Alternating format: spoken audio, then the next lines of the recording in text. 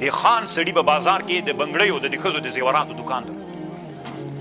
نو بیا د ده خان یو مزدور نیولی کور ته به زنانو ته اوبه راوړلې. یو ورځ دا مزدور 40 کاله وایي د مزدور اوبه راوړلې. یو ورځ چې اوبه راوړلې چې دا اوبه یې له خره نه کته کول یا دی نو دا د ښځې لاس یې داسې وسکونډه موږ سکونډل ورته وایي تا څه ورته وایي او داسې یې که دا ښځه ده.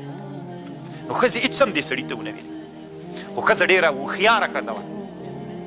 ښځه پوه شوله چې د هغه عهد ولې مات کړ د مزدور خادم چې مېړه د شپې راغی نو ورته ویې ویلې وایي کیسه راته وکړه.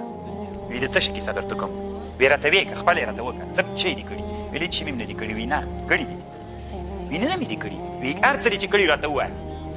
ورته ویلې د مېړه ورته ویلې ښځې ته لیونۍ یې چې مې هم نه دي کړي چې مې کړي دي وایي ښه راته ووایه ځکه دي کړي دي چې نن د تا 40 کلن خادم ما ته په بده سترګه نه و کتلي نن چې ما ورسره کومک سو چې خره نه م یا هغه نه م چې اوبه کبک ولې زه یې وسکونډلم تا د عهد مات کړی دلته د عهد مات سو.